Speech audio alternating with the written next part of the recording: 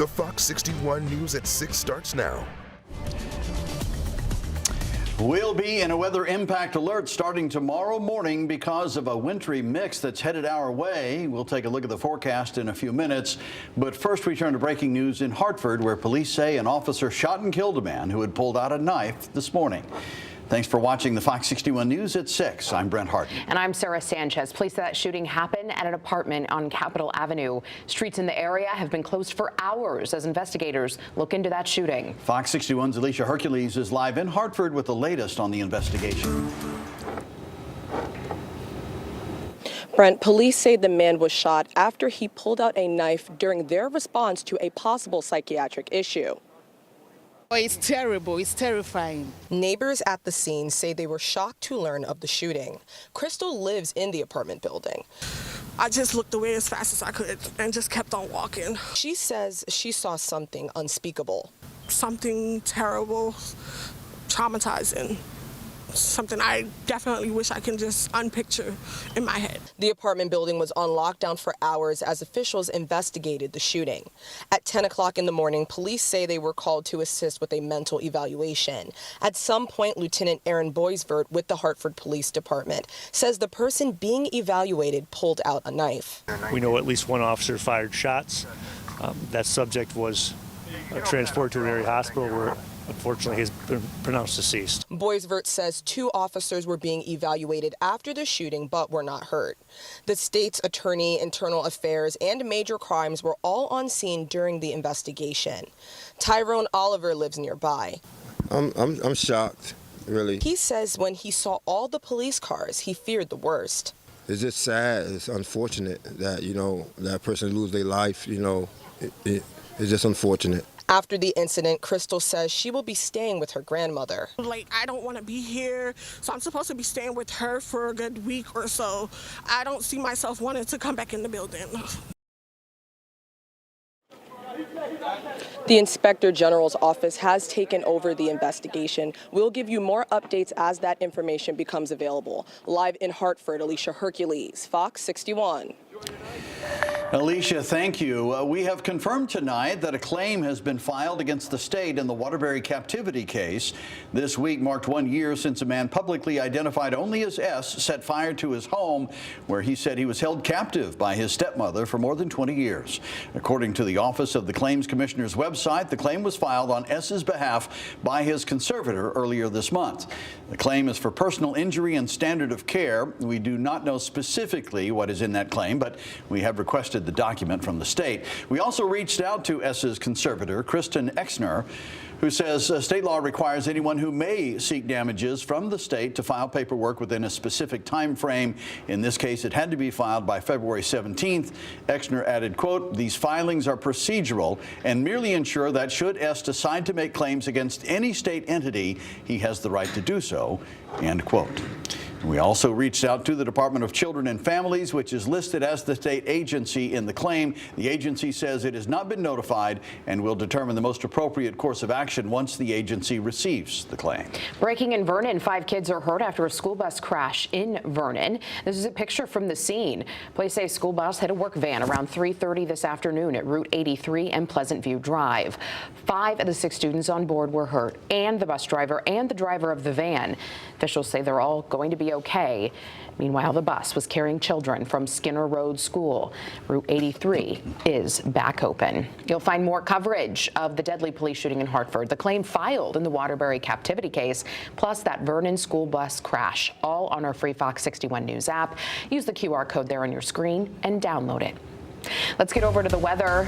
We're in store for some slippery roads and slower travel beginning tomorrow. Chief Meteorologist Rachel Frank is here with the first check of the forecast. Rach, I guess given the timing of this thing, school superintendents are going to have to make a tough call tomorrow morning, right? Yeah, I think there might be kind of a mixture of decisions too, because the roads will be fine in the early morning, and then we'll see snow, sleet, freezing rain, and rain developing all between, we'll say 8 a.m. and 11 a.m. And they'll go, what should we do? So it may be on a case-by-case basis. I do think by by the middle of the day and afternoon, most of the state is above freezing with just rain falling, but an icy mixture could linger longest in the highest elevation. So we have this alert just to warn you that you might need some extra travel time, or if you have kids, just know that there might be some school issues tomorrow as well, and throw some extra salt and sand on the front steps too. A winter weather advisory is in effect for our northern 4 counties, Litchfield, Hartford, Tolland, and Windham counties, starting at 10 a.m. tomorrow and continuing into the wee hours of Saturday morning, just to, again, warn people,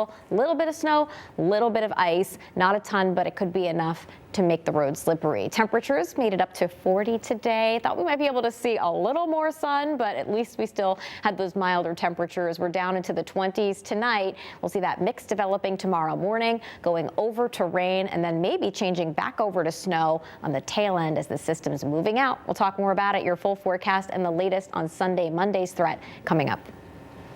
I mean, I was up very early and my phone was going crazy, you know, letting me know to stay in place, and the schools were closed. An investigation continues tonight into an armed robbery and home invasion in Fairfield that forced an hours-long shelter-in-place for neighbors and surrounding businesses. Fairfield police say 4 people are now in custody, and thankfully no one inside the home was hurt.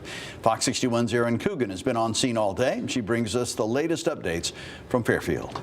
As we're here on Candlewood Road in Fairfield, where you can still see the remnants of that early morning home invasion, and busted out window, spray painted evidence markers, and all day long we've been watching as officers have combed through not only Candlewood Road but surrounding streets, businesses, looking for any evidence in connection with this morning's crime. Flashing lights and swarming officers with their guns drawn. That was the scene some Fairfield neighbors described waking up to after an overnight home invasion on Candlewood Road. I saw, you know, SWAT and everything. It was scary. It was scary. I'm like, you know, came back to my house and locked the door. Take a look. A busted-in front window and what appears to be a single bullet hole along the side of the house shows signs of the forced entry. Fairfield police say it was just after 2:30 in the morning that a group of 4 masked individuals broke into an occupied home with a firearm. My understanding is that there was at a minimum 1 firearm involved. As far as how many more, exactly what type of firearms, that has not been released, and I'm not aware of any information related to that yet. As members of the SWAT team and detective division joined police in the initial response, a shelter in place was issued for surrounding homes and businesses. They did tell us to stay in. And then I got the recording from the police department. I got a lot of alerts from all kinds of places saying, you know, lock your doors, stay in place. Out of an abundance of caution, school was also canceled for the neighboring Ward High School and McKinley Elementary. I think it was a positive reaction for the town of Fairfield. Absolutely, but I don't know why they didn't extend it over to Fairfield Woods. Fairfield police say all 4 suspects have since been taken into custody. The first was arrested on scene. A second was located about 30 miles north in Hamden. A multi-hour manhunt was conducted to locate the final 2 suspects, but just after 9 a.m. the shelter in place was lifted, and Fairfield police confirmed that all individuals believed to be involved were off the street. And while a sigh of relief for some, for others like Diane Dutko, I'm still on edge. Were there more? I don't know. Through the afternoon and into the early evening, police combed through nearby properties, businesses, and spoke to homeowners trying to piece together a timeline of events. At this time, no motive has been identified. And again, as investigation continues, Fairfield police want to reiterate as of now there's no indication of any ongoing threat to public safety. In Fairfield, Erin Coogan, Fox 61. Erin, thank you. New Haven's mayor says changes are coming after serious allegations involving the police department's confidential informant fund. City leaders are now rolling out new safeguards after the former chief was accused of misusing thousands of dollars meant for investigations. Fox 61's Tim Latow breaks down the new oversight measures and what happens next as the department works to restore trust. Mayor Justin Elicker says there was clear disregard of department policy by former police chief Carl Jacobson, but he also acknowledges there was a lapse in oversight. Going forward, he says there is no possibility of misuse of funds. The funds help pay informants for controlled purchase of narcotics or weapons. They also go to payments for people that offer information, signed informants that provide information on shootings, murder, any kind of violent crime for that matter.